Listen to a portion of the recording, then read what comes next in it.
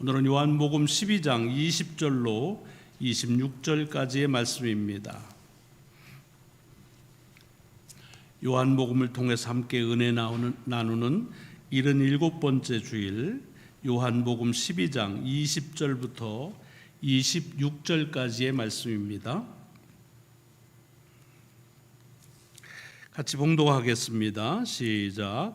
명절에 예배하러 올라온 사람 중에 헬라인 몇이 있는데 그들이 갈릴리 벳사다 사람 빌립에게 가서 청하여 이르되 선생이여 우리가 예수를 배웁고자 하나이다 하니 빌립이 안드레에게 가서 말하고 안드레와 빌립이 예수께 가서 여쭈니 예수께서 대답하여 이르시되 인자가 영광을 얻을 때가 왔도다.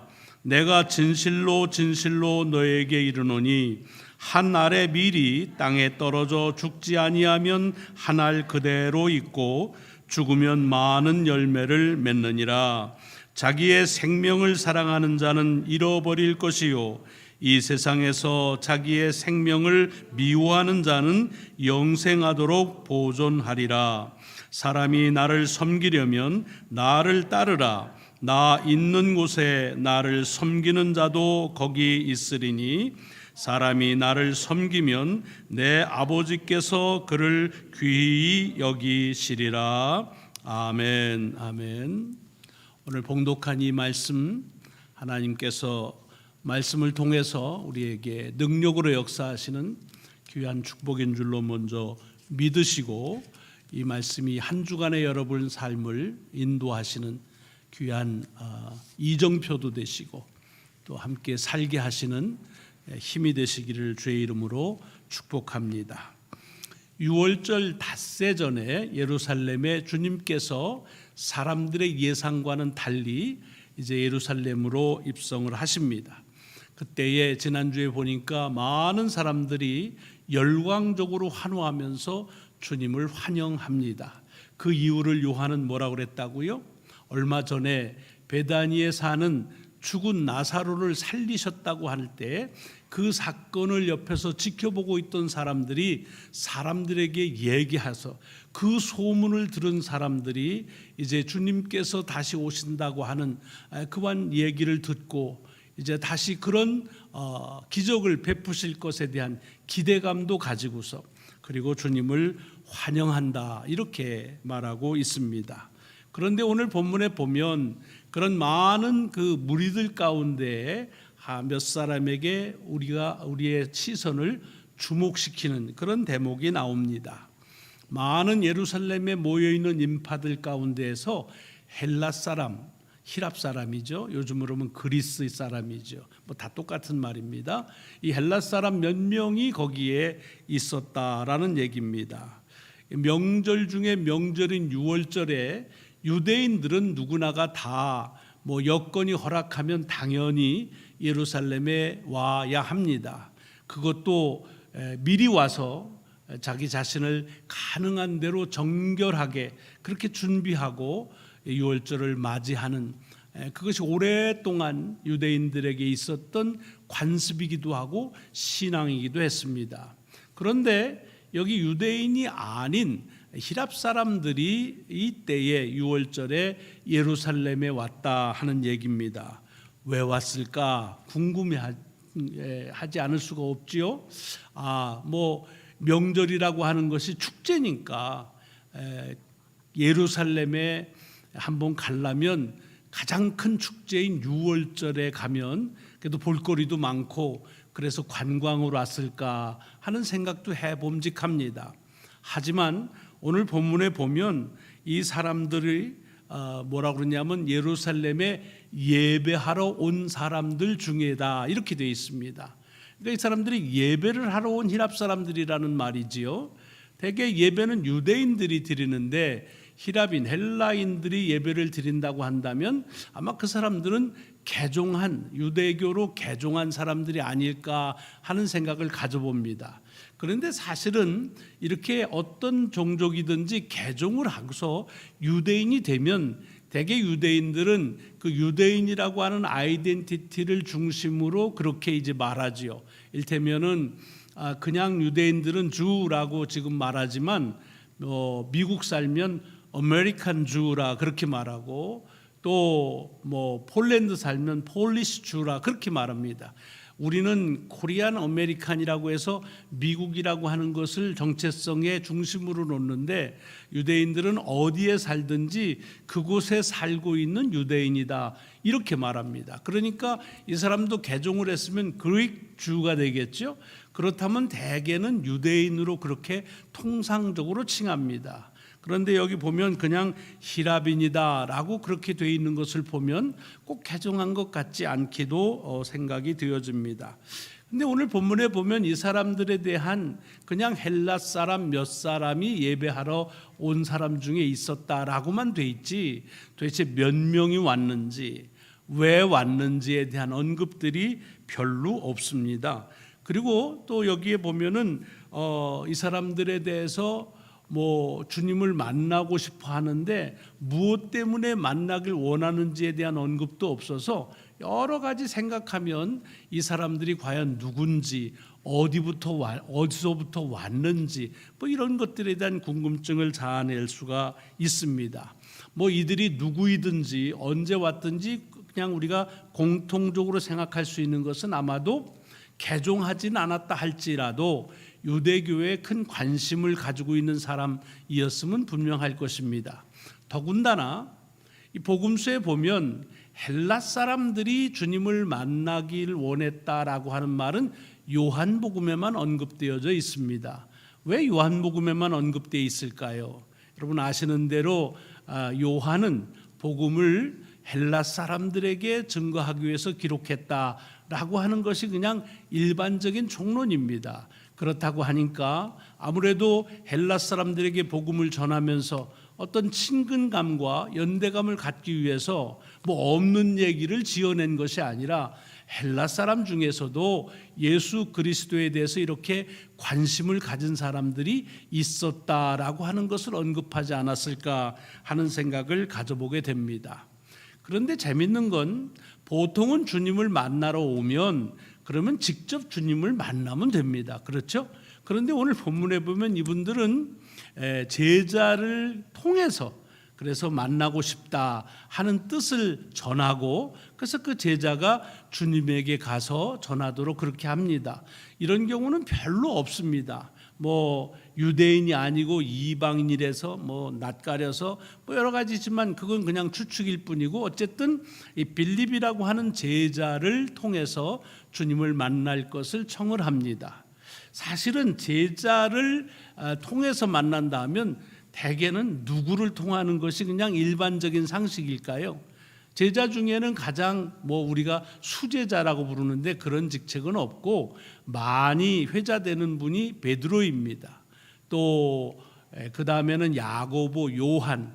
보통 그래서 어떤 사람은 이 사람들을 3인방이라 그러는데 대개 보면 주님의 측근에서 주님을 가장 많이 보필도 하고 말씀에 또는 기적에 가장 많이 이렇게 연관된 사람들을 꼽으라면 그 세 분을 꼽습니다. 근데 왜 빌립에게 하필이면 갔을까 하는 거죠? 없습니다. 왜 그랬는지. 다만 추측을 할 수는 있습니다. 12제자 중에서 이 빌립이라고 하는 이름이 히라버, 그 헬라어입니다. 그리스어란 말이죠.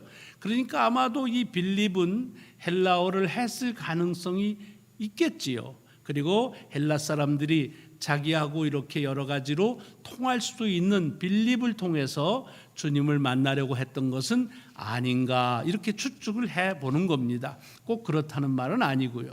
그리고 이 빌립이 그 얘기를 듣고는 자기하고 동양인 안드레에게 가서 얘기하고 안드레하고 빌립이 주님에게 가서 히랍 사람들이 이렇게 와서 주님을 만나고 싶어 합니다 라고 하는 그 말을 전합니다. 자, 누군가가 자기를 만난다고 여러분들에게 이렇게 이제 사람을 통해서 소식을 전하오면 대개 뭐라고 대답을 해야 그냥 상식일까요? 아, 그래? 그럼 만나지. 이렇게 하든가. 아유, 이렇게 먼 데서 오셨어? 빨리 모시자. 이러기도 하고. 시간이 없지만 그래도 먼 곳에서 오셨으니까 만납시다. 라고 하는 것이 그냥 일반적인 예의고 상식이지요.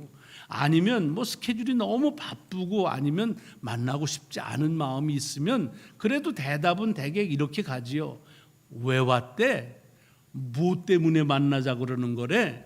뭐 그러면서 아유 지금은 바쁘니까 뭐 내일 오시라고 그러면 안 될까? 뭐 이런, 그러니까 만나겠다고 하는 질문에 대한 대답은 만난다 아니면 만나지 않는다 뭐 기다린다 뭐 이런 것으로 가는 게 대답의 상식입니다. 그렇지 않습니까? 그런데 오늘 본문을 보면은 주님께서 뭐라고 대답하신다고 되어 있습니까? 23절을 보면 뭐라고 그러냐면 인자가 영광을 얻을 때가 왔도다 라고 그렇게 대답을 하셨다는 겁니다. 여러분 이게 질문하고 대답이 잘 연관이 되나요? 거의 동문서답의 수준이 아닌가 그런 생각을 가져보게 됩니다. 그래서 어떤 사람들은 이 빌립과 안드레가 와서 히랍 사람들이 와서 주님을 만나고 싶어 합니다 라고 하는 질문과 주님께서 대답하시는 인자가 영광을 얻을 때가 왔다라고 하는 이 말 사이에는 뭔가 좀 삭제된 어떤 간격이 있는 것이 아니냐 하는 생각을 하기도 합니다. 하지만 오늘 본문을 보면 이렇게 인자가 영광을 얻을 때가 왔다라고 하는 것이 그냥 다른 주제를 가지고 얘기하다 하신 것이 아니라 뭐라고 돼 있느냐 하면 거기에 예수께서 대답하여 이르시되 라고 23절 시작에 아예 그 사람들이 만나기를 원한다는 빌립과 안드레의 그 뜻을 전달받고 거기에 대해서 대답하는 것으로 오늘 말씀을 하셨다 하는 것을 확연하게 요한은 거기에 기록하고 있습니다. 그리고 이렇게 대답을 하시면 그 다음에 왜 그렇게 얘기하셨는지에 대한 뭐 이유를 좀 설득력 있게 얘기를 해 주셔야 답답하지 않을 거 아닙니까? 그런데 그 다음 말씀을 보면 더 답답해요. 뭐라 그럽니까? 24절에 내가 진실로 진실로 너에게 이르노니 한 알의 밀이 땅에 떨어져 죽지 아니하면 한 알 그대로 있고 죽으면 많은 열매를 맺느니라. 여러분 이 한 절만 보면 매우 유명한 말씀이잖아요.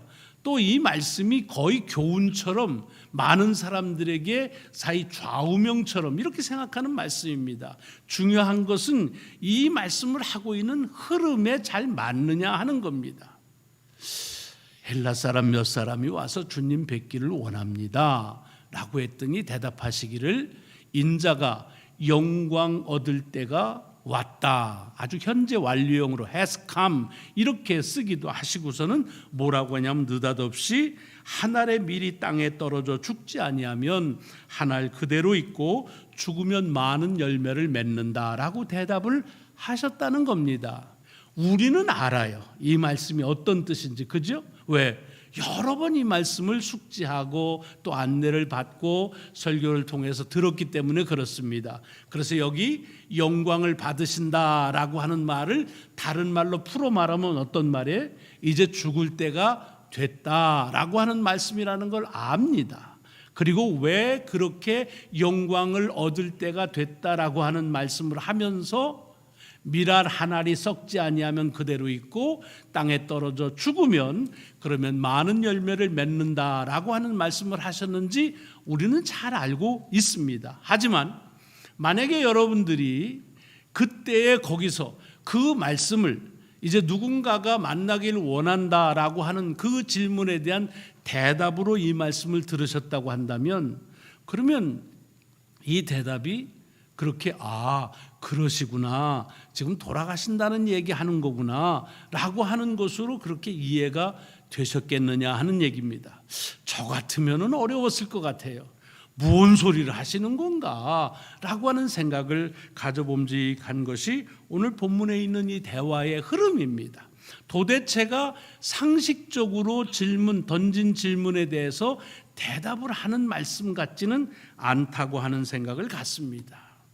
왜냐하면 도대체 왜 만나기를 원하는지 그 이야기를 했더라면 거기에 대한 대답으로 하셨을 텐데 그런 얘기를 요한은 언급하고 있지를 않기 때문에 그렇습니다.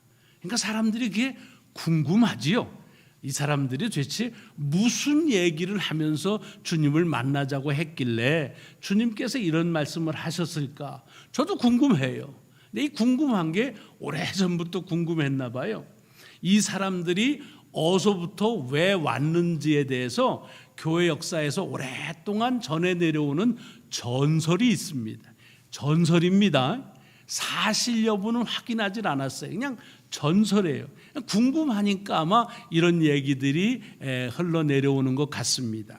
이 사람들은 어떤 사람이라고 전설에 전해지느냐 하면 에다사라고 하는 그런 조그만 그리스의 지금도 있습니다.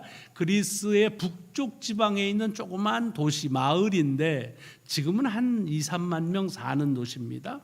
근데 그게 옛날에는 마게도니아 지역의 첫 번째 수도였습니다.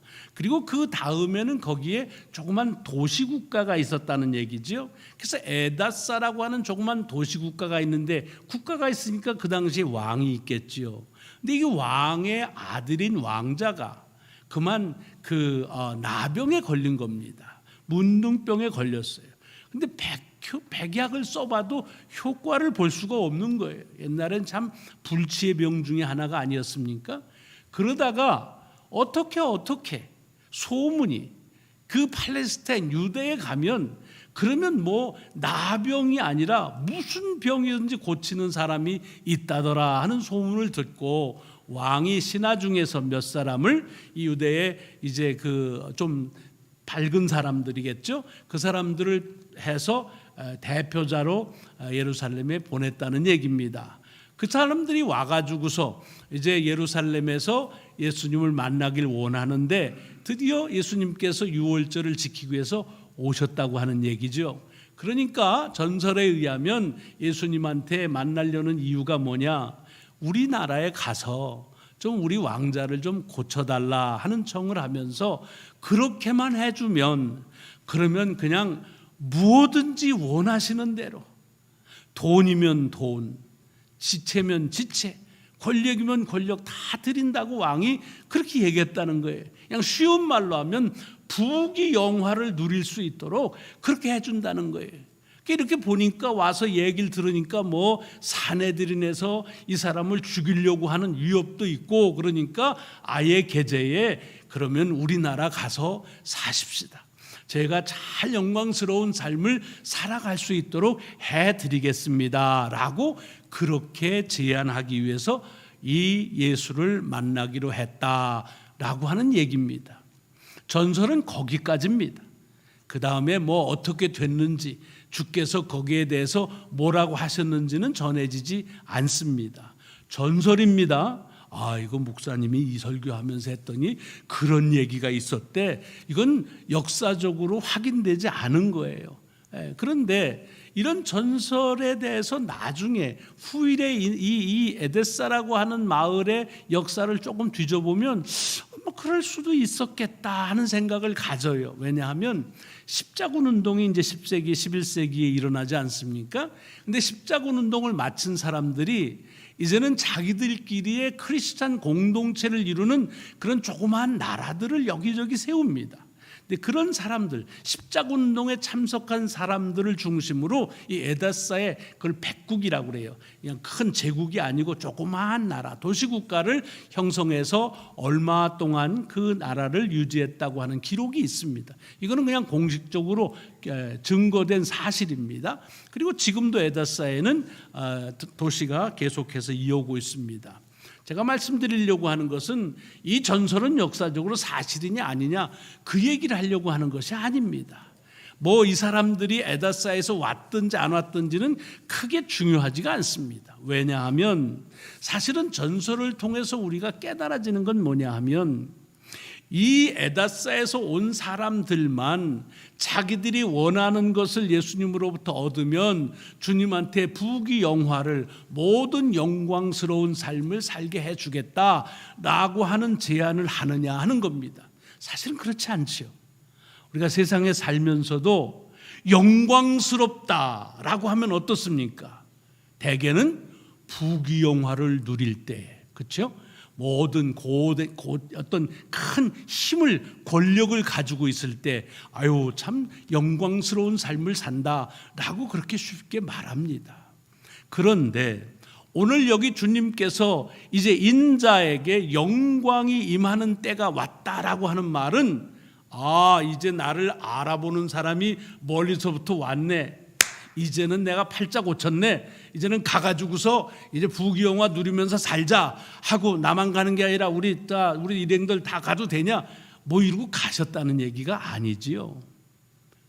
세상은 그가 에데사에서 온 사람의 전설의 이야기든 아니든 세상은 부귀영화를 누리며 사는 것을 영광이 임한다고 생각을 하는데 주님은 영광이 임한다는 것을 다르게 생각하신다는 것이 오늘 본문 속에서 우리에게 주려고 하는 그런 귀한 도전입니다. 오늘 본문 속에서 주님께서 영광을 입을 때가 있다는 말은 다른 말로 바꾸면 아까 뭐라고 그랬습니까? 이제는 죽을 때가 됐다는 말입니다. 왜요? 왜 돌아가시나요? 그냥 이제는 33년 이곳에서 잘 놀았으니까 어떤 시인처럼 이제는 내가 고향으로 돌아가리라 귀천에 그걸 합니까? 그렇지 않습니다. 이건 예수님 그리스도의 스스로의 판단이 아니십니다. 뭡니까? 하나님께서 정하신 하나님의 뜻대로 그 뜻을 이루고 그 뜻을 완성하는 때가 왔다, 그런 말입니다. 그러므로 그냥 그대로 말하면 예수님께 영광을 입는다는 말은 하나님의 뜻이 이루어지는 것을 말하고 있다 하고 그렇게 말씀을 드릴 수가 있습니다. 그래서 그 다음 나오는 게 밀알의 비유의 말씀을 나옵니다. 한 알의 밀알이 땅에 떨어져 죽지 아니하면 한 알 그대로 있고 죽으면 많은 열매를 맺는다. 보통 우리는 이 말씀을 가지고 희생에 대한 교훈을 많이 얘기합니다. 좋은 교훈이에요. 어떤 한 사람이 희생하면 그것으로 많은 사람들이 살리는 그런 역사가 일어난다. 그건 참 좋은 그런 가르침을 담은 그런 교훈입니다. 하지만 저는 오늘 본문의 흐름을 통해서 이 말씀하신 이유 가운데는 이런 이유도 있지 않겠는가 하는 생각을 해보는 겁니다. 그게 뭐냐 하면 여러분, 밀알이 땅에 떨어져서 썩으면 거기서부터 새싹이 나고 그리고서 많은 열매를 맺는다고 하는 것은 밀알 스스로의 의지가 아니지요. 밀알을 심는 자의 노력으로 되는 게 아닙니다. 뭐죠? 그것은 창조의 섭리입니다. 창조의 섭리는 누가 정하셨나요? 하나님이 정하신 뜻입니다. 그러니까 이 말씀을 쭉 연결해서 보자고 한다면 영광을 얻을 때가 됐다라는 말은 이제 내가 죽을 때가 됐다는 말이요, 그 말은 하나님께서 당신을 이 땅에 보내신 그 뜻을 이룰 때가 되었다고 하는 그런 말이고, 그것은 하나님의 뜻에 그대로 순종한다고 하는 사실을 오늘 본문 속에서 말씀하고 계시다고 하는 겁니다. 여러분, 주님께서 이 땅에 오신 목적은 다른 것이 아닙니다. 주님 스스로 하나님한테 제안하고 그래서 한번 내가 혼자서 가서 희생해가지고서 많은 사람 한번 살려보겠습니다. 아닙니다. 하나님께서 정하신 뜻입니다. 그래서 희생의 제물로 이 땅에 오셔서 모든 사람들의 죄를 용서해 주는 그 하나님의 뜻을 이루기 위해서 오신 것입니다. 그렇다고 한다면 여기에 영광이 임한다고 하는 말은 곧 하나님의 뜻대로 사는 것이라고 하는 말씀이 되는 것입니다. 세상은 여기 에데사의 제국에서 왔던 이 전설에 나오는 사람들처럼 영광스러운 삶은 부귀영화를 누리는 삶이지만은 주님은 이 땅에 오신 것이 부귀영화를 누리고 권력을 가지기 위해서 오신 것이 아니라 하나님께서 정한 그 하나님의 뜻을 이루기 위해서 오셨다. 그리고 그것을 이루는 것이 곧 영광스러운 그 삶을 산 것이라고 이렇게 우리에게 말씀하고 계시는 것입니다. 대림절, 주님께서 이 땅에 오심을 기다리고 있는 절기에 참 귀한 말씀을 주시는 거예요. 왜 주님은 이 땅에 오셨을까? 묻고 해서 우리들이 얻는 대답은 하나지요. 하나님 아버지의 뜻을 이루기 위해서 오셨고, 그리고 이제 오늘 본문에 그 뜻을 뜻대로 이루기 위하여, 그래서 이제 죽음에 이르신다고 하는 것을 영광이 임하는 것으로 말씀하고 계시다고 하는 사실입니다. 여러분은 어떠신지 모르지만 제 가운데에도 어떤 유혹이 있습니까? 아까 에데사 국에서 왔던 그런 사람들처럼 부귀영화를 누리면서 잘 먹고 잘 사는 것이 영광스러운 삶을 사는 것이 아니겠느냐 하는 그런 데 대한 유혹 또는 그런 데 대한 욕심들이 찰 때가 많습니다. 여러분은 어떻습니까? 그럴 때에 오늘 이 대림절을 통해서 우리에게 주는 말씀으로 다시 한번 도전을 받자고 하는 것이, 진정한 영광이 임하는 때는 부귀영화를 누리는 것이 아니라 하나님께서 정한 그 뜻대로 이루는 삶을 사는 것이 곧 영광스러운 삶을 사는 삶이라고 하는 말씀입니다. 여러분 모두에게도 하나님이 정한 뜻이 있습니다. 세상은 여러분들을 어떻게 평가한다 할지라도 하나님께서 여러분에게 정한 뜻대로 사는 그런 삶을 살아서 오늘 주님께서 고백하신 것처럼 내게 영광이 임하는 때가 왔다라고 우리의 삶의 마지막에 주님 앞에 또 세상에 선포할 수 있는, 고백할 수 있는 그런 삶을 살아가기를 주의 이름으로 축원합니다. 기도하시겠습니다. 하나님 감사합니다. 오늘도 복된 말씀 예비하시고 듣게 하시고 입으로 선포하게 하시며 또한 지극히 아둔한 생각 가운데에서 하나님의 신비로운 말씀의 뜻에 한 작은 조각을 깨닫게 하시오니 감사를 드립니다. 주님, 이 땅에서 영광스러운 삶을 살려고 하면 자꾸만 부귀영화가 생각납니다. 권력이 생각납니다. 편안함이 생각이 납니다.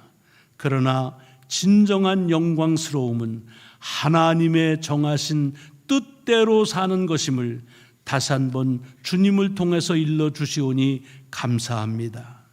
주의 뜻대로 살아가는 복된 날 이어져서 우리의 삶이 마치는 날 영광이 내게 임하였다 고백할 수 있는 귀한 삶을 살게 하여 주옵소서. 감사드리오며 우리 구주 예수 그리스도의 이름으로 기도드리옵나이다. 아멘. 아멘. 찬송가 128장 결단하는